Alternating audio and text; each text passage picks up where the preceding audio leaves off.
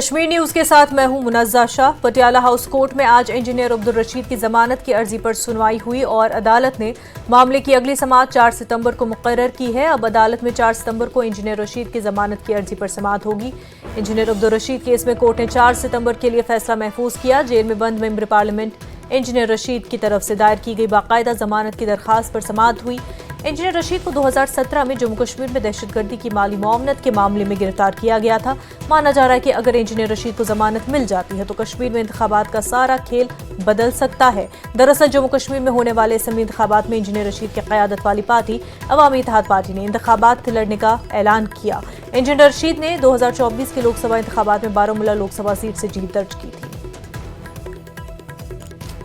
हमारा case listed था 28 को, क्योंकि हमने बेल के लिए अप्लाई किया था, तो आज पूरा आर्गुमेंट सारा कुछ हो गया उस पर और ऑर्डर्स के लिए उन्हें रिजर्व किया है फॉर 4 सितंबर। देखिए कानूनी दलीलें यही रहती हैं, आपको मालूम है कि जो पब्लिक भी नहीं कर सकते हैं, लेकिन वहाँ पे यही रहा कि इंजीनियर साहब बेगुनाह है, उनको रिहा किया जाए। देखिए उम्मीद तो हमें पूरी है, हमें भरोसा है इंडियन जुडिशरी पे, तो हमें उम्मीद है कि फैसला हमारे हक में होगा, इंजीनियर रशीद साहब के हक में होगा। और इंजीनियर साहब जिनको लोगों ने एक बड़ा मैंडेट दिया है उसको मद्देनजर रख के गवर्नमेंट ऑफ इंडिया और जुडिशरी को ये सोचना चाहिए कि उसको बेल पर रिहा किया जाए। पटियाला हाउस कोर्ट की जानिब से इंजीनियर रशीद की जमानत से मुतल्लिक फैसला महफूज रखने पर उनके हामियों ने रद्द-ए-अमल जाहिर किया और वो मायूस नजर आए। पार्टी के तर्जुमान फिरदौस बाबा ने उम्मीद जताई कि 4 सितंबर को अदालत से उन्हें खुशखबरी मिलेगी। दिल्ली पटियाला हाउस कोर्ट में आज इंजीनियर रशीद के केस की समाअत हुई, लेकिन 4 सितंबर तक अदलिया ने अपना फैसला यानी ऑर्डर महफूज रखा। अब देखना यह होगा कि क्या 4 सितंबर को इंजीनियर रशीद की रिहाई होगी या नहीं। इस पर 4 सितंबर ही को कोर्ट अपना फैसला सुनाएगी। इस सिलसिले में हमारे साथ इस वक्त मौजूद हैं अवामी इत्तेहाद पार्टी के तर्जुमान फिरदौस बाबा। उनसे जानने की कोशिश करेंगे कि आज अवामी इत्तेहाद पार्टी के कारकुनों में एक उम्मीद जागी थी कि आज शायद इंजीनियर रशीद की रिहाई होगी, लेकिन आज एक बार फिर से मायूसी ही मिल गई। क्या कहेंगे आप? बिल्कुल मायूसी तो है, इस तरह के इंजीनियर रशीद साहब के साथ लोगों के जज्बात जुड़े हैं और हमारी पार्टी जो है उनके जज्बात जुड़े हैं, उस तरह से मायूसी है। मगर बासित पार्टी अगर आप देखें तो हम तैयार हैं, चाहे इंजीनियर रशीद साहब की रिहाई हो या खुदा न खास्ता अगर रिहाई नहीं भी होती है तो बासित पार्टी हम इलेक्शन में कूदने के लिए तैयार हैं। हमने कैंडिडेट्स भी कुछ जगहों पे अनाउंस किए हैं और अगले दिनों में नॉर्थ कश्मीर और सेंट्रल कश्मीर में अपने कैंडिडेट्स अनाउंस कर रहे हैं। हाँ, थोड़ा ये था कि अभी उम्मीद थी हमारी कि शायद कुछ डिसीजन आ जाता जो लोगों के हित में होता या हमारी पार्टी के हित में होता। आज नहीं तो कल या सितंबर को जैसी इसकी हियरिंग है, कोर्ट ने अपना ऑर्डर रिजर्व रखा है और हम पूरी उम्मीद है जो भी फैसला होगा लोगों के भलाई के लिए होगा और इंशाल्लाह अवामी इत्तेहाद पार्टी एक अल्टरनेट के तौर पर उभर रही है। तो मुझे नहीं लगता कि ये जो रिवायती पार्टियां हैं ये इस सैलाब को रोक सकती हैं। यानी कि अब आपकी नज़रें जो है वो 4 सितंबर को है, क्योंकि उसी दिन जो है ऑर्डर तब तक महफूज रखा गया है। क्या उसकी रिहाई होगी या नहीं, या उस दिन का आप इंतजार करेंगे? बिल्कुल, जो हमारी पॉलिटिकल प्रोसेस है वो तो चलती है, ग्राउंड पे चल रही हैं, जैसे पार्टी चल रही थी वो तो वैसे ही चलेगी, उस पर कोई फर्क नहीं होगा। जैसा कि मैंने पहले अभी कहा कि कुछ एक इमोशंस जुड़े हैं इनके साथ या लोगों के तवक्कुआत जुड़े हैं कि नहीं हमने जी वोट दिया था इंजीनियर रशीद साहब को, कहीं ना कहीं उनकी रिहाई का सबब बन सकता था ये इलेक्शन, तो उस हवाले से कहीं ना कहीं लोगों के इमोशंस जुड़े हुए हैं। और जो मैंडेट रशीद साहब को मिला है उस चीज़ को देखते हुए कहीं ना कहीं ये लगता है कि नहीं आज ही होना चाहिए था। मगर 4 सितंबर के लिए ऑर्डर को रिजर्व रखा हुआ है तो हमारी पार्टी पे इसका कोई असर नहीं होगा। हमारी जो पॉलिटिकल सरगर्मियां हैं वो तो जारी रहेंगी और जारी कर भी रहे हैं हम। आप देख लीजिए साउथ में जो हमारे कैंडिडेट्स हैं उन्होंने फॉर्म भर दिए और अगला जो फेज़ है साउथ कश्मीर सेंट्रल कश्मीर में हो रहा है तो उस पर भी हम कैंडिडेट्स का अनाउंस करेंगे। जो पॉलिटिकल प्रोसेस है, जो ज़मीनी सतह पे हमारी पार्टी की कारकर्दगी है उससे कोई असर नहीं पड़ेगा।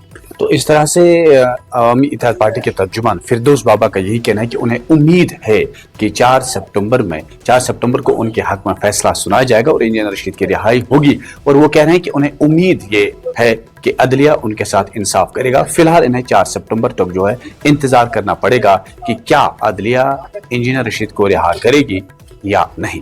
नेटवर्क 18 के लिए यहया सुल्तान। शोपियां में रिटर्निंग अफसर ने सुरजान बरकाती और दीगर 3 उम्मीदवारों के कागजात नामजदगी मतलूबा शराइत पूरी न होने पर मुस्तरद कर दिए।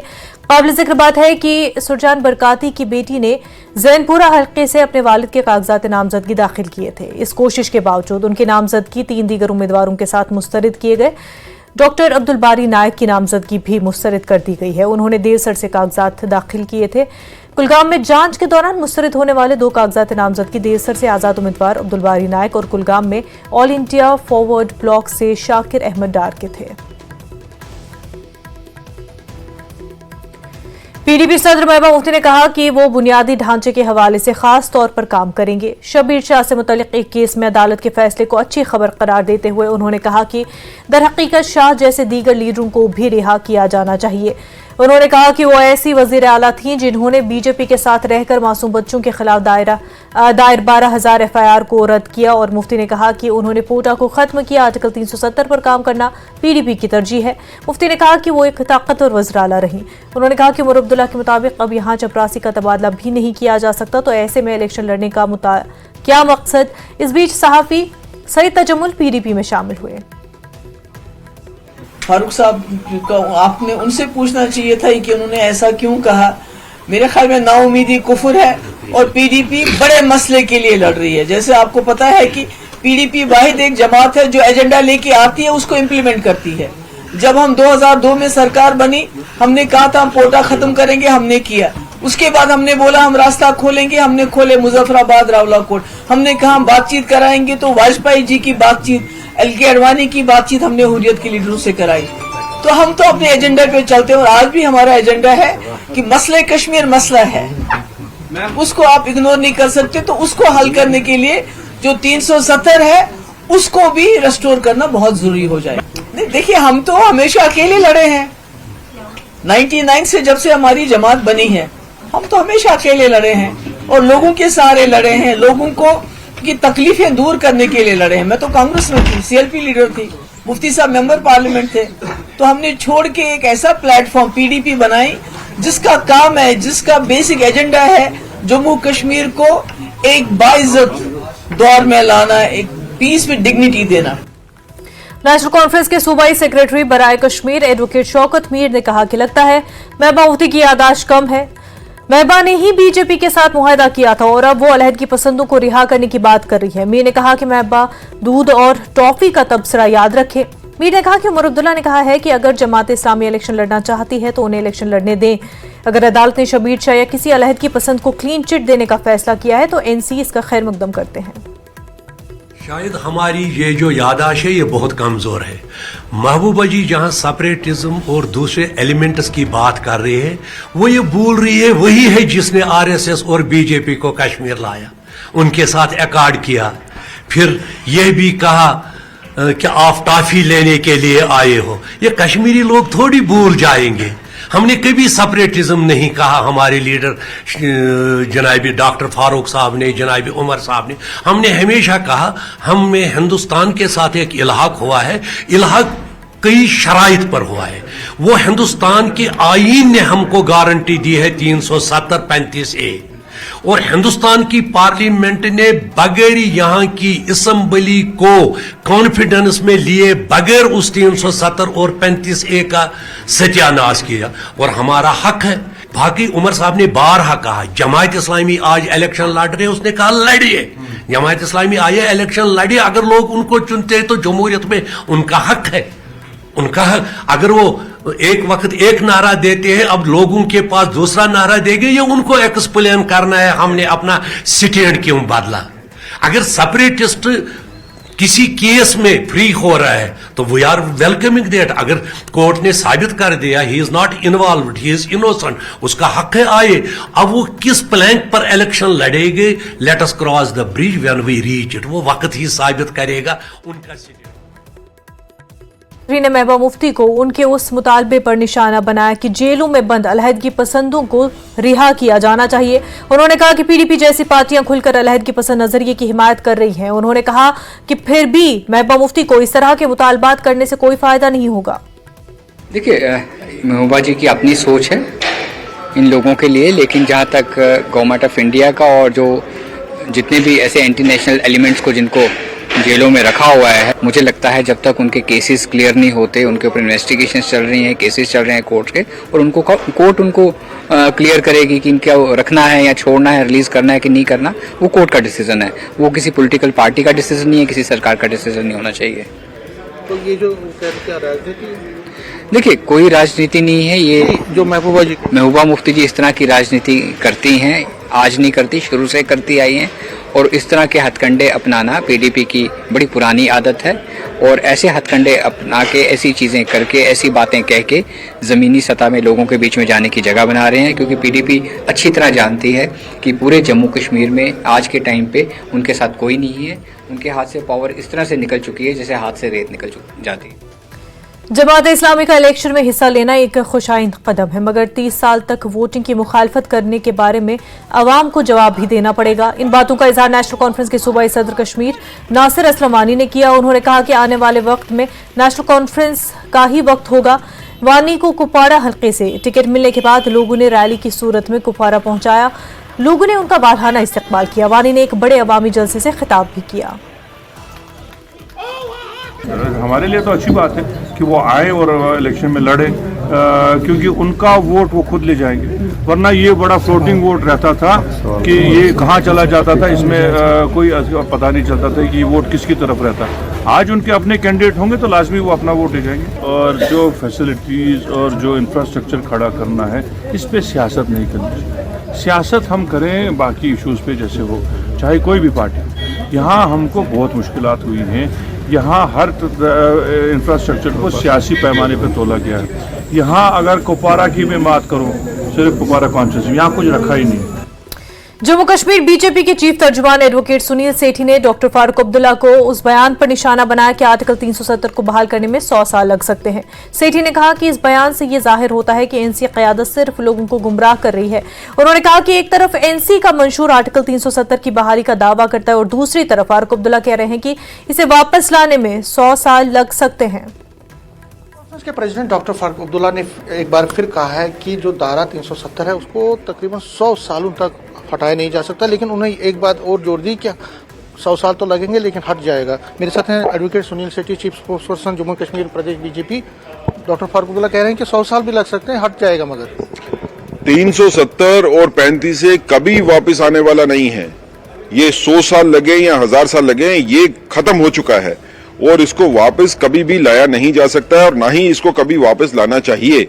अगर जम्मू कश्मीर में स्थायी शांति की स्थापना करनी है तो आर्टिकल 370 और 35 से रोड़ा था। उसमें भारतीय जनता पार्टी का ये मानना है कि आर्टिकल 370 और 35 से खत्म करने के बाद हमने वो हालात जम्मू कश्मीर में पैदा किए कि यहाँ पे शांति की स्थापना हुई है, यहाँ पे लोगों की जिंदगी जो है वो आसान हुई है, व्यापार में तरक्की हुई है और जो कुछ करना बाकी रहता है हमारे मैनिफेस्टो में वो विस्तृत तौर के ऊपर आ जाएगा कि हमारा रोड मैप जो है जम्मू कश्मीर के लिए फ्यूचर में क्या है। लेकिन जम्मू कश्मीर के फ्यूचर में तरक्की का रास्ता शांति से होके गुजरेगा, ये गोलों से बम से होके नहीं गुजरेगा जिस पे नेशनल कॉन्फ्रेंस लेके जाना है। क्या लगता है आपको? मैनिफेस्टो में उन्होंने कहा कि हम इसकी रेस्टोरेशन के लिए काम करेंगे अगर गवर्नमेंट आती है उनकी, और दूसरी तरफ से डॉक्टर फारूक अब्दुल्ला कह रहे हैं कि 100 साल भी लग सकते हैं। इसका मतलब है तो इस रिजीम में तो वो कुछ नहीं कर पाएंगे। देखिए, मैनिफेस्टो, हम तो कहते हैं कि नेशनल कॉन्फ्रेंस ने मैनिफेस्टो जानबूझ के मिसलीड करने के लिए बनाया है।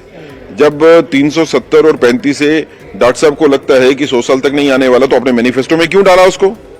आप अगर मैनिफेस्टो में आपने डाला है तो उसको निकालिए मैनिफेस्टो से, अपना मैनिफेस्टो चेंज कीजिए ताकि मैनिफेस्टो में आप गलत वादे जो है वो लोगों के साथ नहीं करें। जब आप एक तरफ से मानते हो कि वापस नहीं आएगा 100 साल तक, दूसरी तरफ से आप मैनिफेस्टो में कहते हो कि हम गवर्नमेंट में आएंगे तो उसको वापस लेके आएंगे। तो आपको इस चीज का पता होना चाहिए नेशनल कॉन्फ्रेंस को कि इस तरह के वादे करना लोगों के साथ सबसे बड़ी बेइंसाफी है।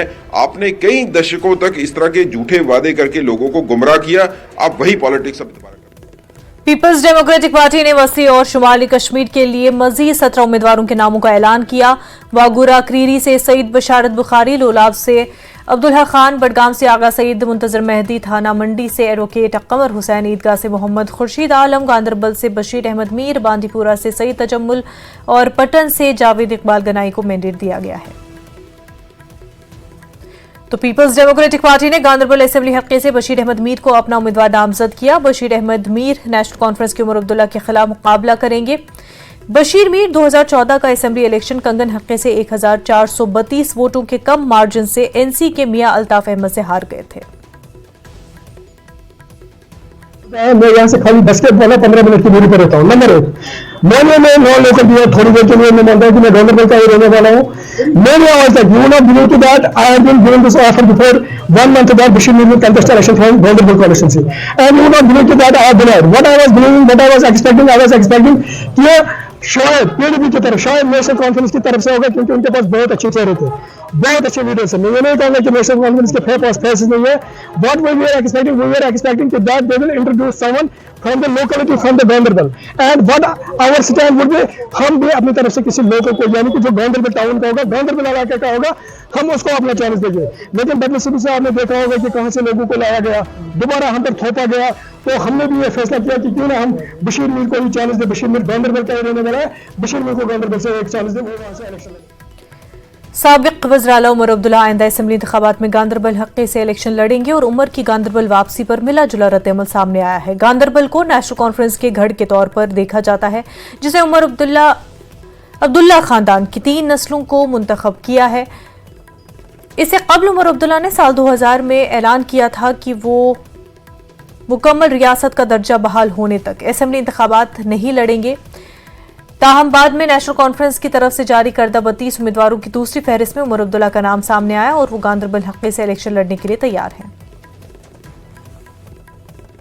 यहाँ के उनकी डिमांड जो है वो चाहते हैं कि लोकल नुमाइंदा होना चाहिए। जाहिर सी बात है, अगर किसी को कोई भी मामला हो तो वो बआसानी से अपने लोकल नुमाइंदे के पास जा सकते हैं, अपने मुतालबात उनके सामने रख सकते हैं। तो क्योंकि लोगों ने पिछले कई बरसों से काफी सफर किया है, लोग परेशान हुए हैं, अब लोग चाहते हैं जितने भी उनके मसाइल हैं तो वो हल कराने के लिए किसके पास जाएंगे। अगर यहाँ दूसरे अजला जिले से कोई नुमाइंदा आएगा तो मुश्किल यहाँ के लोगों को होगा कि वो उसके पास जाके अपने मुतालबात लेके। आज गांधरबल का वोटर यही चाहता है कि उनके लिए कोई लोकल कैंडिडेट हो ताकि यहाँ के मसले हल हो जाए। जब तक हमने वोट किसी आउटसाइडर को दिया, गांधरबल के बहुत सारे मसाइल हल नहीं हुए।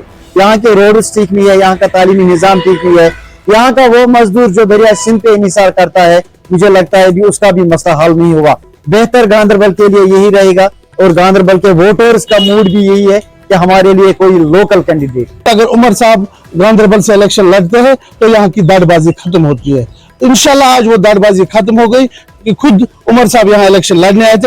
ये गांधरबल का एक ताज था, सीएम एक ताज होता है जो हमें खो गया था। शुक्र है अल्लाह ताला का, आज फिर वो गांधरबल लौट आया।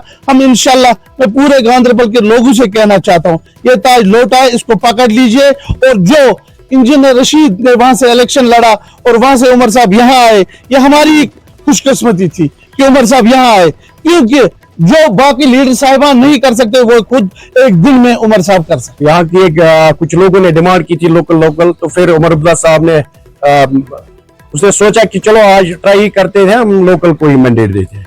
लेकिन आपको पता है क्योंकि हर तंजीम का बंदा उस वक्त खिलाफ था, लेकिन फिर भी हमें उमर साहब ने कहा अगर मेरे पास आना है तो इस जिसको मैंने मैंडेट दिया उसको जिता के आना इधर। तो हमने मेहनत की दिन रात, हमने इशफाक जब्बार साहब को असेंबली में भेजा। अब जब वो एमएलए थे, अपने जो भी हमारे वर्कर थे उनको पता था कैसे चलता था पहले जब लीडर यहाँ था और अब कैसा चलता है जैसे लोकल, जब से लोकल है। तो उसके बाद हमारी डिमांड रही थी कि उमर अब्दुल्ला साहब खुद यहाँ से इलेक्शन लड़े, जब भी असेंबली का इलेक्शन हो वो खुद यहाँ से लड़े। खबरों का सिलसिला आगे भी जारी रहेगा, लेकिन उससे पहले एक छोटा सा ब्रेक।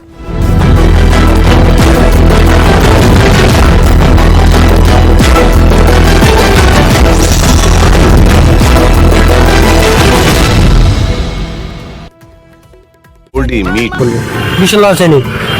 अच्छा, तो बीजेपी ने काम कैसे कराया? बीजेपी ने भी कुछ नहीं किया जी। पहली बात तो मैं किसी भी पार्टी को वोट देना नहीं चाहता। अच्छा, अगर दूंगा भी मजबूरी है देनी तो कांग्रेस को ही दूंगा, बाकी वैसे किसी पार्टी को वोट नहीं देना चाहता। तो मजबूरी में कांग्रेस को डाल लोगे? कांग्रेस। अच्छा, पंजा। हाँ जी, खुल जाएगा पंजा? खुलेगा, बिल्कुल खुलेगा। क्यों खुलेगा? खुलेगा, हुड्डा साहब की नीतियाँ बहुत अच्छी है। कुछ भी काम नहीं करा सरकार ने। हाँ जी, कौन जिम्मेदार इसके लिए, विधायक या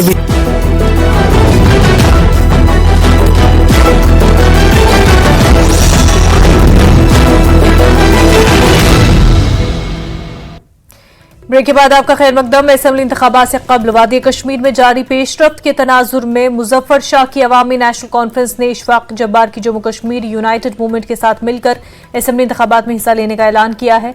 मुजफ्फर शाह ने मीडिया से बात करते हुए कहा कि तकरीबन 20 से ज्यादा सीटों पर मिलकर इंतखाबी मुहिम चलाएंगे।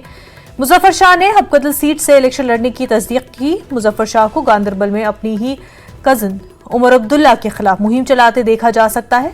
शाह ने इशफाक जब्बार से हाथ मिलाया। इशफाक जब्बार गांदरबल से उमर अब्दुल्ला के खिलाफ इलेक्शन लड़ने जा रहे हैं। शाह उनके हक में मुहिम चलाएंगे। शाह PAGD के रुकन भी थे। जम्मू कश्मीर यूनाइटेड मूवमेंट जो इशफाक जब्बार साहब की जमात है, तो उनके साथ आज फैसला हुआ है कि ये जो इलेक्शन अभी है, अवामी नेशनल कॉन्फ्रेंस और JKUM वो अलायंस के तौर ये अपकमिंग इलेक्शन फाइट करने जा रही है। और इसके साथ जॉइंट कैंपेनिंग होगी ANC की तरफ से JKUM के लिए और JKUM की तरफ से ANC के लिए फॉर ऑल द सीट्स जहां पे हम कैंडिडेट्स फील्ड कर रहे हैं। वो करीब तादाद बन जाएगी, आज के बाद मैं अभी जो ऐलान करने जा रहा हूं, कल और परसों भर में 1-2 दिन में, वो अंदाजन है कि वो 20 से ऊपर शायद तजावुज करेगी। सो ANC and this JKUM at present they will be contesting very close to 22 seats. Jammu Kashmir अपनी पार्टी के जनरल सेक्रेटरी और पहलगाम से पार्टी के उम्मीदवार रफी अहमद मीर ने जुनैद मत्तू और कुछ दीगर लीडरों के पार्टी से इस्तीफा देने पर रद्द-ए-अमल जाहिर किया। कहा कि पार्टी का BJP का हिमायत याफ्ता धड़ा अपनी पार्टी छोड़ रहे हैं। रफी मीर ने कहा कि इन लीडरों के इस्तीफे से पार्टी में सिर्फ खालिस और दियानतदार लीडर ही रह गए हैं। रफी मीर ने कहा कि लोग बेहतर जज हैं और यकीनन लोग इस बार असेंबली इंतखाबात में जम्मू कश्मीर अपनी पार्टी की हिमायत करेंगे। देखने में आया तमाम पार्टियों में से कुछ थोड़ी तोड़-फोड़ होगी। PDP का नाम ले गए, जिसको मैंडेट नहीं मिला वो निकल गया। हमारी पार्टी से भी कुछ लोग निकल गए और उनके क्या वजूहात, जाती मसाइल हैं, पार्टी के मसाइल हैं, ये ज़रूर दचका लगता है पार्टी को। और मैंने कभी ये क्लेम नहीं है कि हम बहुत ही बड़े सियासतदानों की पार्टी है, लेकिन यहाँ एक हम ख्याल पॉलिटिकल लीडर्स का ये एक ग्रुप था जो इकट्ठे मिला था। हम पे तहमतें लगाई गई, इल्ज़ामात लगाए गए, हमें BJP के साथ मासूब किया गया, लेकिन हम सब जब उससे निकलने लगे तो एक सेक्शन हमारी पार्टी के अंदर ही जो था, जो प्रो BJP है, जो गवर्नमेंट ऑफ इंडिया ही था, वो नाराज होकर सब चले गए। लेकिन हमने एक स्टैंड लिया। हमें वो स्टैंड लेना है जहां हम लोगों को सही बात भी करें और लोगों का सेंटिमेंट भी हम देख सकते हैं। यहाँ हमारे लोगों के सेंटिमेंट्स क्या है, जज्बात क्या है, हम उसको लेकर लोगों तक आना चाहते हैं। और हमें उम्मीद है जो वक्त आएगा, जैसे हमारा 18 को वोटिंग है, दूसरी जगह 25 की वोटिंग है, हमें उम्मीद है लोग अपना माइंड अप्लाई करके हमें वोट जरूर देंगे और एक बार हमें आजमाएंगे। हमारी कोर्ट, हम इन लोगों के कोर्ट में बाल है, फैसला उनका हो। मुझे लगता है एक मौका लोगों को हमें देना चाहिए इल्जामात के बगैर। आपका ये कहना है कि BJP जो प्रो BJP फैक्शन है वो भी आपकी पार्टी में मौजूद थे और वही लोग निकल रहे हैं, तो क्या उनमें से जुनैद मत्तू या जो दीगर लीडरान हैं वो भी शामिल थे? देखिए, जाहिर सी बात है, कुछ लोग, मैं नाम तो नहीं लूंगा, लेकिन कुछ लोग तो चले गए हमारे से और BJP में ज्वाइन किया। कुछ लोग आज़ाद लड़ रहे हैं, उनकी सहायता कहाँ से हो रही है ये अंदाजे की बात है। इसलिए हमारे तादाद में कमी जरूर आ गई, लेकिन मुझे लगता है साफ सुथरे लोग रह गए। CPIM के सीनियर लीडर और पार्टी के उम्मीदवार मोहम्मद यूसुफ तारिगामी ने कहा कि लोगों के पास मौका है कि वो अपनी मनपसंद सरकार मुंतखब करे ताकि उनके मसाइल हल हों। छतबल कुलगाम में पार्टी का वर्कर्स कन्वेंशन मुनक्किद हुआ। तारिगामी ने जोर देकर कहा कि वो असेंबली इंतखाबात में बढ़ चढ़कर हिस्सा लें और पार्टी को जीत से हमकिनार कराएं।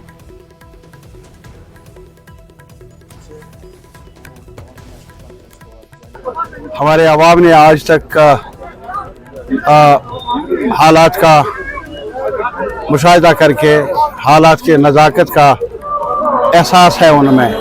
वो समझते हैं कि आज के चुनाव बड़ी देर के बाद हो रहे हैं और ये एक अपॉर्चुनिटी है पूरी आबादी के लिए, कश्मीर के लिए, जम्मू के लिए, और अपने मसाइल को उजागर करने के लिए लाजमी बात है क्या उत्साह है, आज ही दिखता है और आने वाले वक्त में मुझे लगता है कि और सरगर्मियाँ बढ़ जाएंगी और आवाम में जो ज़रूरत का एहसास है कि आगे बढ़ना है, अपने मसाइल को डिबेट डिस्कशन के ज़रिए हल करने की तरकीबें सोचनी है, वो इस अमल में जान डालने की हद्दुल इम्कान कोशिश भी कर लेंगे और उनकी उम्मीदें।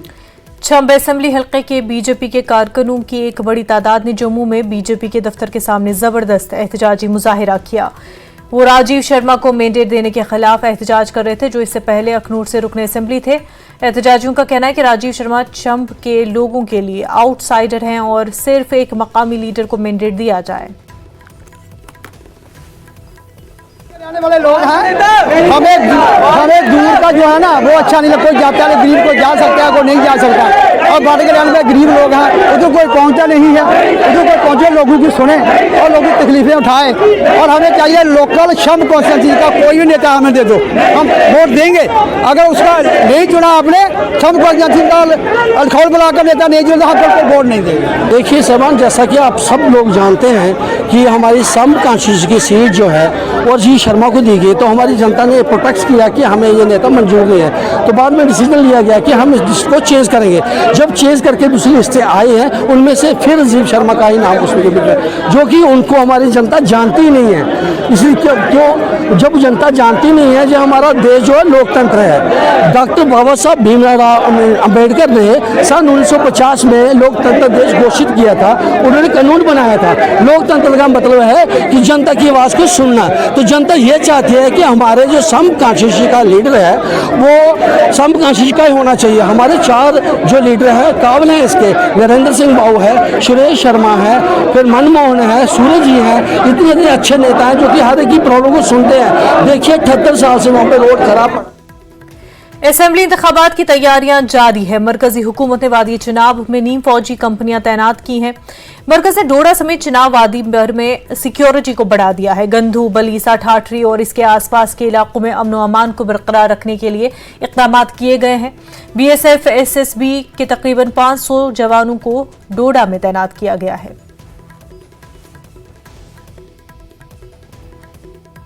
टीम्स हमारी बाहर से भी आई हैं जो डिस्ट्रिक्ट को एक सिक्योर एनवायरनमेंट देंगी, इलेक्शंस को फ्री फेयर कराने में हमारी मदद करेंगी। मुझे उम्मीद है कि दूर दराज के इलाकों में बढ़ चढ़कर लोग इसमें हिस्सा लेंगे और इस इलेक्शन को हम मेरे ख्याल से एक लैंडमार्क की तरह देख सकते हैं। देखिए पिछले इलेक्शंस के मुकाबले इस बार हमारे पास मिलिटेंसी थ्रेट है, बट जैसा मैं देख रहा हूँ लोगों का जोश शोर जज्बा और हमारे जो ये पोलिंग पर्सनल हैं उनका जो मैं डेडिकेशन देख रहा हूँ, जिस तरह से वो ट्रेनिंग कर रहे हैं, जिस तरह से वो उत्सुक हैं इस बार इलेक्शंस में और अच्छा करने के लिए, और जिस तरह से ये सारी टीम की एक यूनिफाइड अप्रोच है टू स्ट्रेंथन द डेमोक्रेसी, अपने लोगों को जो उनका मताधिकार है उससे उनको सशक्त बनाना। मुझे लगता है कि डिस्टेंसेस डज नॉट मैटर। हम पूरी तरह से तैयार हैं, हमारा ट्रांसपोर्टेशन कम्युनिकेशन प्लान पूरी तरह से तैयार है। अभी मैंने बताया ट्रेनिंग्स हमारी अच्छे से हो चुकी हैं। सारे जो रिसोर्सेज को मोबिलाइजेशन करना, टीम्स को तैयार करना, वो सारा चीज़ें हो चुकी हैं और मोटिवेशन लेवल हमारे एम्प्लॉयज़ में बहुत अच्छा है। लद्दाख के lieutenant governor doctor BD Mishra ने द्रास सब डिवीजन का दौरा किया। वो द्रास के लोगों को जिला का दर्जा मिलने पर मुबारकबाद देने पहुंचे थे। द्रास में उनका हजारों लोगों ने द्रास का रिवायती लिबास पहनाकर इस्तकबाल भी किया। लोग लंबी कतारों में नजर आए। लोगों ने मरकजी हुकूमत के हक में नारे लगाए। एलजी ने द्रास के लोगों को मुबारकबाद दी और उनके मसाइल भी सुने। मैं जब गया माननीय गृह मंत्री जी के पास तो मैं 5 डिस्ट्रिक्ट का प्रपोजल लेके गया। मैं पेपर लेके गया, उसमें 9 पॉइंट लिखे थे, तो मैंने उनको पकड़ा दिया। मैंने कहा कि आप हमारे होम मिनिस्टर हैं और ये मैं पेश कर रहा हूं, आप इसको पुश करें। उन्होंने पढ़ा और पढ़ के हमारे तरफ देखा और कहा कि जितना तुम पॉइंट लिख के आए हो सब एग्री। पॉइंट यह था कि हम अगले 5 ईयर जो जिले थे उसका था ही, हम अगले 30 साल तक एक जनरेशन के लिए हम कैसे इंश्योर करें कि हमारा जो छोटा बच्चा यहाँ बैठा है ना, जब 30 साल का होगा तो इसको पानी मिले। फिर हम कैसे इंश्योर करें कि हमारी जो हम सैंक्शन करते हैं प्रोजेक्ट ये सब, ये हमारे अख्तियार में आ जाए। हम कैसे इंश्योर करें कि हम अभी शुरू कर दें जो कैसे ऑप्शन है उनका रिक्रूटमेंट, ऐसी बातें थी। चीज में टाइम लगता है क्योंकि प्रोसीजर है, हम जमहूरियत में है, आईन है, आईन के तो बाहर कोई नहीं जा सकता है, आईन के भीतर ही काम करना पड़ेगा। तो आईन है, उसे हम कैसे करें? तो ये सब बातें लेके हमको जो बड़ी खुशी है वो ये है कि आप लोग जेल का दर्जा सब ज्यादा डिजर्व करते हैं, अल्लाह ताला ने दिया है आपको। द्रास को जिले का दर्जा देने के बाद 25 मेंबर्स पर मुश्तमिल एक वफ्द ने मुलाकात की और द्रास के एक मुतहिद वफ्द जिसमें Congress, national conference, Bharatiya Janata party और उलमा शामिल थे। फयाज अहमद कारी की क़यादत में भारतीय जनता पार्टी लद्दाख यूटी के आला ओहदेदारों से मुलाकात की और उनका ज़बरदस्त खैर मकदम किया गया। लेह में हिल काउंसिल की तहरीक में शहीद हुए 3 नौजवानों को खराज अक़ीदत भी पेश किया गया। सबसे पहले तो मैं आपके माध्यम से जो है माननीय प्रधानमंत्री जी और हमारे होम मिनिस्टर श्री अमित शाह जी का मैं दिल से धन्यवाद करना चाहता हूँ। पूरे लद्दाख के लोगों के बिहाफ पे ये फिर एक अनप्रेसिडेंटेड एक हिस्टोरिकल अनाउंसमेंट था कल जो हुआ है। ये दूसरी बार लद्दाख के लोगों को इस तरह से एक हिस्टोरिकल गिफ्ट जो है लोगों को मिल रहा है। पहला जो है 5 अगस्त 2019 में मिला था, उसके बाद जो है कल जो है हमें 5 डिस्ट्रिक्ट, पहले यूनियन टेरिटरी अब 5 डिस्ट्रिक्ट, आगे पता नहीं हमारे क्या क्या जो है डिमांड्स जो है क्या क्या जो है हमें तोहफे में मिलने वाला है। तो मैं ये कहता हूँ ये सरकार का खुला दिल है, लद्दाख के प्रति इनको इतना प्रेम है कि ये सारा ये जो डिस्ट्रिक्ट 5 आया है ना, ये उनका प्रेम झलकता है। तो मैं ये कहता हूँ हमारे पास कोई लफ्ज़ नहीं है उनको धन्यवाद देने के लिए। बाकी आपके माध्यम से मैं लोगों को यह कहना चाहता हूँ अभी थोड़ा सा सब्र रखिए, क्योंकि कोई भी चीज़ का शुरुआत जब नया। खबरों का सिलसिला जारी रहेगा, लेकिन उससे पहले एक छोटा सा ब्रेक।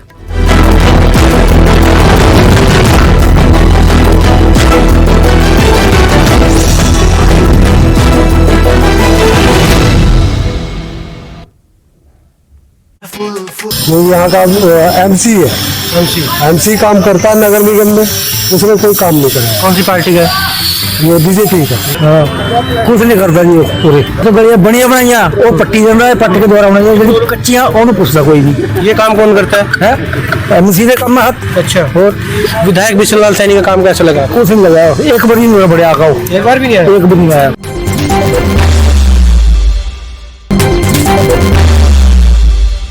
तमाम जो वोटर्स हैं उनसे जानेंगे कि करनाल के मुद्दे क्या हैं। सैनी साहब करनाल से आगे तो जीत जाएंगे और कोई आएगा सेला से नहीं जीतेगा। अगर बीजेपी का कोई और उम्मीदवार आता है नहीं जीतेगा। मुद्दे यही है जी भाई, सड़कों के सफाई हो।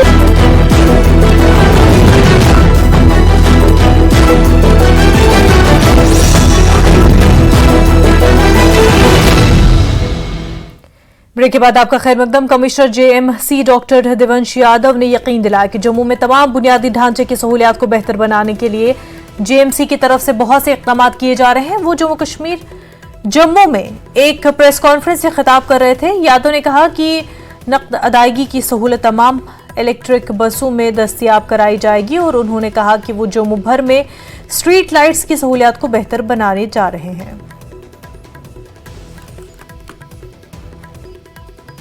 Behind that is to address 2-3 main issues जो जम्मू सिटी से रिलेटेड हैं। सबसे पहले मैं आप लोगों को बताना चाहूँगा कि हमारे यहाँ पे ई बस की सेवा काफ़ी समय से चल रही है और इसमें सिटीजन्स को आपके थ्रू एक इंफॉर्मेशन और मैसेजिंग हम लोग करना चाहते हैं। एक तो कि हम चाहते हैं कम से कम हमारे जो सिटीजन्स जो ई बस यूज़ करते हैं वो कैश ट्रांजैक्शन करें ताकि लीकेजेस कम से कम हो और आपकी ये जो बसेज हैं सही से चल पाएँ। इसके लिए यूपीआई भी है, कार्ड की फैसिलिटी भी प्रोवाइडेड है और साथ साथ जितने भी हमारे लोग जो बिना टिकट के या जो एक्सेस चलते हैं उनके लिए चालानिंग भी हम ऑनलाइन ही कर रहे हैं। So I just want to convey सारे मीडिया के लोगों के माध्यम से कि जितने भी हमारे जम्मू के सिटीजन्स हैं, स्टूडेंट्स हैं, यूथ हैं, बड़े बुजुर्ग हैं, आप सब लोग जब भी अपना ई बस का यूज़ करें इस फैसिलिटी का रिस्पेक्ट करें, इसमें ऑनलाइन पेमेंट्स करें और जितने भी हमारे लोग या तो बिना टिकट के आते हैं या एक्सेस ट्रैवल करते हैं, उनके ऊपर हम लोग स्ट्रिक्टली चालान करेंगे। नशा मुक्त भारत अभियान के तहत एक अहम तकरीब का इनेकाद किया गया और इसका मकसद मंशियात के इस्तेमाल के खतरात के बारे में बेदारी फैलाना और मंशियात से पाक माशरे को फरोग देना था। गवर्नमेंट डिग्री कॉलेज गांधरबल में इसका इनेकाद हुआ और इस तकरीब को drug de addiction committee GDC Ganderbal ने मुनक्किद किया। Commandant 13 battalion SSB Mukesh Singh Yadav ने इस मौके पर इंसदाद मंशियात इक़दामात की हिमायत में सिक्योरिटी फोर्सेज के किरदार पर जोर दिया। Understand the depth, we have to understand the gravity of the situation. We have to see how this leads to broken families. We have to see how much it affects our social lives, our personal lives. I will say, first of all, it affects a person, then a youth, and ultimately it will affect a nation. So we should also, I think we should provide so many, I would say, programs. Even government is providing, such as the rehabilitation centers or other accessible programs, or investment in the education sector, that is very important. Organise किया इन collaboration में white globe NGO, इसका support CEO education department ने किया है, BMO Ganderbal ने भी किया हुआ है और अपने व्यूज में शेयर किया किस तरीके से हमें बच्चों को ड्रग से दूर रखना चाहिए, कैसे रिहैबिलिटेशन प्रोसेस देखना चाहिए, और जो बच्चे रिहैबिलिटेशन में है उनका अगर रिलैप्स होता है तो कैसे उनको हमें उनका ध्यान रखना चाहिए, क्या चीजें उनके लिए करनी चाहिए, उस चीज के बारे में। इंदरवाल में बीजेपी के प्रॉक्सी उम्मीदवारों में RSS के खिलाफ बोलने की हिम्मत नहीं है, लेकिन मैं मुतालबा करता हूं कि RSS पर पाबंदी लगाई जाए। PDP इंदरवाल हल्के के उम्मीदवार एडवोकेट शेख नासिर ने छात्रों में इन बातों का इजहार किया। उन्होंने वोटों को तकसीम करने के लिए आजाद उम्मीदवारों पर RSS की हिमायत का इल्जाम लगाया है।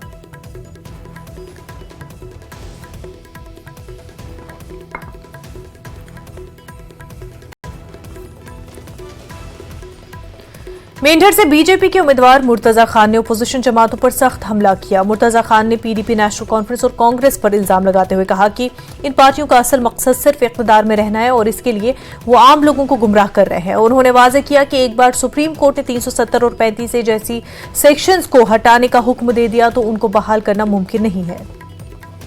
गुमराह करते हैं, ये उतने दिन मुज़ाकरात की वकालत करते हैं जितने दिन ये इक़्तिदार में नहीं आते। जो ही ये इक़्तिदार में आते हैं उसके बाद ये भूल जाते हैं। ये इनका माजी रहा है, तारीख उठा के देखिए, सिर्फ इलेक्शंस के दौरान इनको याद आता है पाकिस्तान के साथ मुज़ाकरात करो, और जो ही इलेक्शन होते हैं उसके बाद ये खामोश रहते हैं। लोगों को आज भी ये बेवकूफ़ समझ रहे हैं, ये सोच रहे हैं कि पाकिस्तान का नाम लेके इनके जज्बात को भड़काने की कोशिश की जाएगी, लेकिन आज का नौजवान पढ़ा लिखा जो है वो इस बात से वाकिफ़ है कि जिस मुल्क की तरफ ये उनको इशारा करके इनके जज्बात को फिसलाने की कोशिश करते हैं, आज का नौजवान समझता है उस मुल्क के क्या हालात हैं। वहाँ पे एक ऐसा शख्स जो बज़ाहिर 90% पॉपुलेशन जिसकी सपोर्ट में खड़ी है, उसको भी फौज ने उठा के 300 से ज़्यादा केसेस में बंद किया हुआ है। अगर हमारे नेशनल कॉन्फ्रेंस के और PDP के लीडर्स अपने नौजवानों को इस तरफ राग़िब करने की कोशिश कर रहे हैं तो वो मेरे ख्याल से उन नौजवानों के साथ, नई नस्ल के साथ बहुत बड़ा धोखा होता है। मेंढर असेंबली हल्के से बीजेपी का टिकट मिलने के बाद मुर्तजा खान ने मेंढर में एक शानदार रोड शो किया और इस तकरीब में उनके सैकड़ों हामियों ने शिरकत की। उनमें अक्सर ने बाजार में उनका पुरतकबाल इस्तकबाल किया और साबिक MLC प्रदीप शर्मा समेत बीजेपी के मुख्तलिफ कारकुनान भी मौजूद थे। कि आज मेरे मन में बहुत खुशी है कि भारतीय जनता पार्टी ने ऐसे लीडर को टिकट दी है जिसने एक जदोजहद की है पहाड़ी कबीले के लिए, पहाड़ी कबीले के लिए बहुत बड़ी लड़ाई लड़ी है। और इस बात की मुझे खुशी है, हजारों की तादाद में इनके साथ जो है बिजी से लोग चलना शुरू हुए और यहाँ मेंढर पहुंचने में इनको कम से कम भी 4 घंटे लगे और हजारों की तादाद में बाजार से इनका जो है वो जुलूस जो है वो निकला। और मैं ये कहूँगा कि पहली बार मैंने इतना बड़ी गैदरिंग जो है मेंढर में देखी। मैं काफ़ी अरसे दराज से मेंढर में आ रहा हूँ और आज मुझे ये विश्वास हो रहा है कि भारतीय जनता पार्टी ने ये थम्पिंग मेजॉरिटी के साथ ये सीट जो है मुर्तजा खान साहब जीतेंगे और भारतीय जनता पार्टी जो जम्मू कश्मीर सरकार बनाएगी उसमें बहुत बड़ा हाथ जो है मेंढर की सीट का भी हो। बीजेपी नेशनल कॉन्फ्रेंस और कांग्रेस को राजौरी जिले में निचली सतह के लीडरों कारकुनों की जानिब से असेंबली इंतखाबात के लिए ऐलान करदा चंद उम्मीदवारों को लेकर मुश्किल वक्त का सामना है। NC लीडर मुजफ्फर इकबाल खान के हामियों ने फारूक और उमर अब्दुल्ला के खिलाफ एहतजाज किया। साबिक जज मुजफ्फर इकबाल खान ने 2018 में सब जज के ओहदे से इस्तीफा दे दिया था और एनसी में शामिल हो गए थे। असेंबली इंतखाबात में राजौरी से उनके एनसी के उम्मीदवार होने की उम्मीद थी, ताहम हालिया हल्के बंदियों के बाद उनके असेंबली इंतखाबात में नए बनाए गए असेंबली हल्का थाना मंडी में एनसी के उम्मीदवार होने का कवी इम्कान है। खान के हामियों और एनसी से मुस्तफी होने वालों ने थाना मंडी में एक मीटिंग की और कहा कि एनसी ने राजौरी के लोगों को धोखा दिया है। अपनी नौकरी के अंदर गरीब लोगों का इतना बड़ा काम किया बगैर मजहब मिलत। इन्होंने ना हिंदू देखा, ना मुसलमान किसी को देखा, ना किसी पहाड़ी को देखा, ना गुजर को देखा। इनके हाथ में जो बात थी वो इन्होंने की। बोलता तो मुजफ्फर साहब ने लोगों के लिए, इस पार्टी के लिए बहुत बड़ी कुर्बानी दी।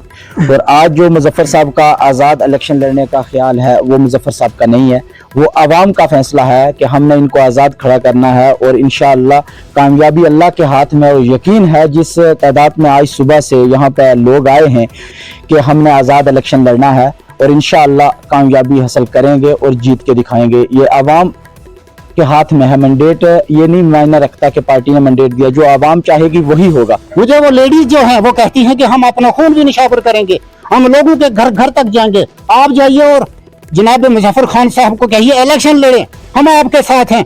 जहां इंजीनियर रशीद जैसे वो जेल में बैठा है और उसका बेटा जो है जिसको उसकी जान पहचान नहीं है, और एक आदमी जो जज हो, जज की कुर्सी पर बैठा हो, उसको उठाया, यहाँ लाया, उसको ज़िले लखवार किया, लोगों की पहचान को खत्म किया। चुनाव में उतरो, ये कोलिशन कहाँ नजर आ रही है? ये आप लोगों के सामने यहाँ पर देख लो, कोलिशन तो हमें नजर नहीं आती है। हमारी पार्टी हर सीट पर चुनाव लड़ेगी, अपने दम पर चुनाव लड़ेगी और लोगों के हित को नजर रखते हुए, सबका भला करते हुए, हर मजहब जात बरादरी से ऊपर उठकर देश की सेवा कर, देश को मद्देनजर रखते हुए यहाँ पर चुनाव लड़ रही है। और आने वाले दिनों में हमें विश्वास है इस पीर पंजाब की जितनी भी सीटें हैं सब भारतीय जनता पार्टी की। आगा सईद मुंतजर के मेन स्ट्रीम सियासी जमात का हिस्सा बनने पर उनके चाहने वाले इस इक़दाम को खुशाइंद करार दे रहे हैं। वो उनसे ये तवक्का रखते हैं कि वो उनके मसाइल को असेंबली में पहुंचाकर हल कराएंगे। आगा सईद मुंतजर मारूफ शिया लीडर आगा सईद हसन मौसवी के फर्जंद हैं, जो बरसों से अलहदगी पसंद लीडर रहे हैं। आगा सईद मुंतजर एक नौजवान लीडर की हैसियत से बडगाम, श्रीनगर, बांडीपुरा और बारामूला अजला में काफ़ी मकबूल हैं। जम्मू कश्मीर में एक ऐसी इन्फ्लुएंस का हामिल है, अगर आप तवारीख का मुशाहिदा करेंगे जिसमें बड़े बड़े लीडर उनके यहाँ आते थे और उनसे राय वगैरह लेते थे। आगा सईद मुंतजर साहब में ऐसा पोटेंशियल है कि वो आम लोगों के लिए काम कर सकते हैं। देखिए उनका जो शिफ्ट आप कह रहे हैं कि उन्होंने शिफ्ट किया है, जब आप किसी ऐसी जगह होते हैं जहाँ पे आप चाहते हैं कि आप लोगों का काम करें, वहाँ पे एक सोर्सेज का होना जरूरी। चूंकि मसल मसाइल इलाकन मज वनस तम हल गि क्योंकि हुरियत से वाबस्त मोल अ पूर उम्मीद आगा सईद मुंतजर साहब तम तुल रुत कदम, खास कर इलाका नौगाम पूर जम्मू कश्मीर लुक बसान तहद खतर रुत कदम, अत वेलकम कर यह कौमस जरूरत। जिला पुलवामा के बेलू गांव में आज भी कई बुनियादी सहूलियात का फुकदान है। बेलू अगरचे 14 बरस कबल मॉडल विलेज भी था, लेकिन आज भी यहाँ की अंदरूनी सड़कें खस्ता हाल हैं और पीने के पानी की भी किल्लत है। बिजली निज़ाम के हवाले से भी लोगों को कुछ शिकायत है। गांव में तिब्बी सहूलियात का फुकदान है। लोगों ने इल्जाम आयद किया कि आज तक सियासतदानों ने बेलू गांव को नजरअंदाज किया है। प्रॉब्लम हस्पताल ये तकरीबन यह गांव तकरीबन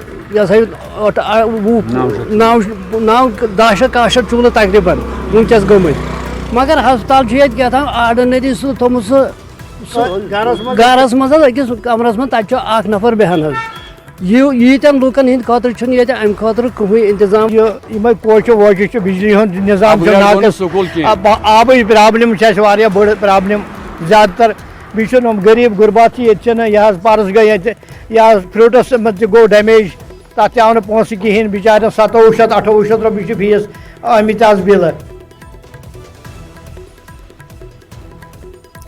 वक्त हो गया एक छोटे से ब्रेक का, जल्द होंगे हाजिर।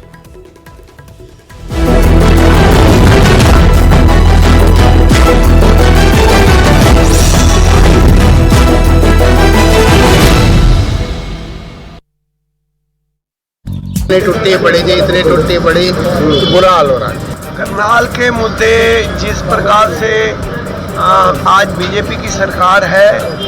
मुद्दे तो छोटे छोटे हैं, ज़्यादा बड़े नहीं हैं। समाज के छोटे छोटे काम जैसे नगर निगम के, प्रशासन के, एसपी साहब के, डीसी साहब के और सड़कों के, पीडब्ल्यूडी के, जो छोटे छोटे आम पब्लिक जन के काम होते हैं उसके अंदर प्रशासन बात बहुत ठीक ढंग से नहीं चल रहा। विशेष मुद्दे तो यही है, जैसे पीछे ये प्रॉपर्टी आईडी का काम था, धक्के से एक प्रॉपर्टी आईडी बना दी, लोगों को इतने नुकसान हो गए, उसमें कोई सरकार तो कहती है पारदर्शिता आएगी। पारदर्शिता तो उन्होंने काम तो ठीक करा लेकिन इम्प्लीमेंट नहीं हुआ उसका। लोग अपना उसमें अपनी आईडी में अपना नाम ही नहीं चढ़ा पाते, अपनी आईडी में फोटो किसी और की लगा देते। उनकी प्रॉपर्टी आईडी में फोटो ही किसी और की लगी हुई है, आईडी मेरी, उसमें फोटो किसी और की लगी हुई है, नंबर नाम किसी और के डले हुए हैं। तो इसमें क्या, उन्होंने तो काम ठीक करा लेकिन आगे वो इम्प्लीमेंट नहीं हुआ उसका।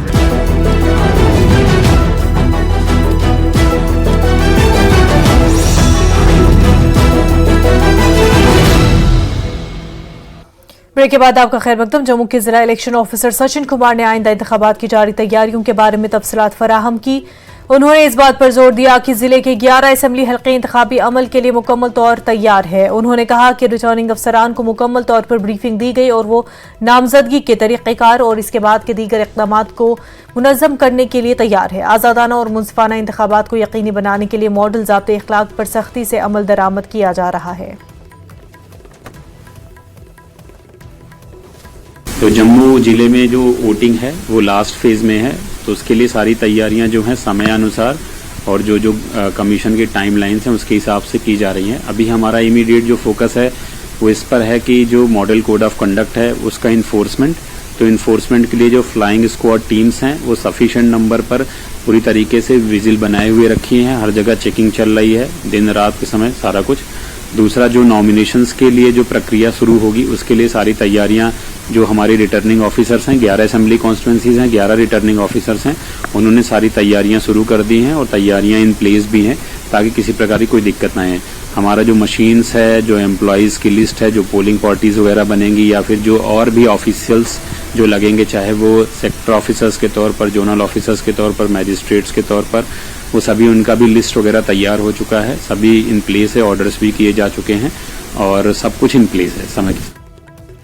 अखिलेश यादव की क़यादत वाली समाजवादी पार्टी ने जम्मू कश्मीर के लिए अपनी यूनिट का दोबारा आगाज किया। पार्टी ने जयालाल वर्मा को जम्मू कश्मीर का सदर मुकर्रर किया है। न्यूज़ 18 से बात करते हुए जयालाल वर्मा ने ऐलान किया कि उनकी पार्टी आने वाले असेंबली इंतखाबात लड़ेगी और 20 असेंबली हल्कों में उम्मीदवार खड़े कर सकती है। और उन्होंने कहा कि रियासत की बहाली और नौजवानों के लिए रोजगार को यकीनी बनाना पार्टी का मरकजी एजेंडा है। समाजवादी पार्टी के लीडर ने यह भी कहा कि वो एनसी और कांग्रेस लीडरों के साथ बातचीत करेंगे क्योंकि वो इंडिया ब्लॉक का हिस्सा है। जम्मू कश्मीर में अब साइकिल दौड़ने लगेगी। जी हाँ, मैं बात कर रहा हूँ समाजवादी पार्टी की। नेशनल पार्टी है, मेनली उत्तर प्रदेश से है, लेकिन यहाँ जम्मू कश्मीर में भी पार्टी विधानसभा पोल्स में, चुनाव में विधानसभा पोल्स में हिस्सा लेने जा रही है। पार्टी के जो अध्यक्ष हैं मेरे साथ इस वक्त हैं जयालाल वर्मा, ये इस वक्त मेरे साथ हैं। इन्होंने आज अनाउंस किया है कि ये विधानसभा पोल्स में हिस्सा लेंगे। इसका मतलब है समाजवादी पार्टी भी यहाँ चुनाव लड़ने जा रही है। जयालाल से मैं खुद बात करता हूँ। सर, न्यूज़ 18 से बात करने के लिए धन्यवाद। क्या प्लान है आपके, जो समाजवादी पार्टी है, जो साइकिल है आपका चिन्ह, कितनी सीटों पे आप चुनाव लड़ने जा रहे हैं? सबसे पहले सर न्यूज़ 18 का मैं धन्यवाद करता हूँ। और आज हम समाजवादी पार्टी उनका जम्मू कश्मीर में आगाज करने जा रहे हैं और जो हमारी कमिंग इलेक्शन है उसमें हमारे बहुत से लोग हैं जो बेचारे दर बदर हो रहे थे, उन्होंने हमें जोर देकर कहा कि आप जहां इलेक्शन लड़वाओ।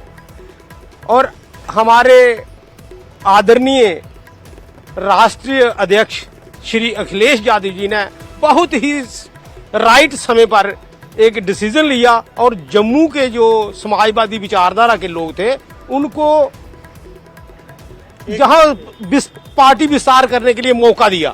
और आज हमारे लोग इतने खुश हैं कि जो लोग इलेक्शन लड़ना चाहते थे समाजवादी विचारधारा के, अब आज वो इकट्ठे होकर इस बैनर के नीचे आ रहे हैं।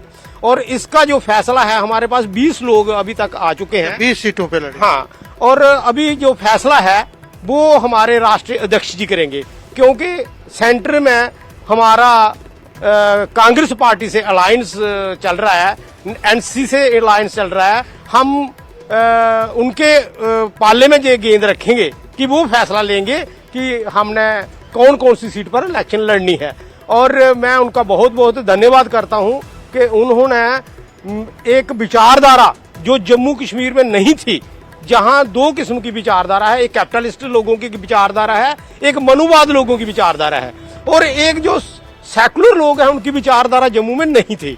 आज अखिलेश यादव जी ने मुझे जियालाल वर्मा हमारे जम्मू कश्मीर के प्रदेश अध्यक्ष बनाकर जो हमारी यहाँ हमारी जो सेकुलर विचारधारा है उसको जहाँ एक जन्म दिया है, हम उनके बहुत बहुत आभारी हैं। अच्छा ये बताइए, अगर आप इलेक्शन लड़ते हैं, हालांकि अलायंस में आप नेशनल कॉन्फ्रेंस और कांग्रेस के साथ हैं, लेकिन अगर आप चुनाव लड़ते हैं तो आपका मेन इशू क्या रहेगा, किन चीज़ों पे आप चुनाव लड़ेंगे?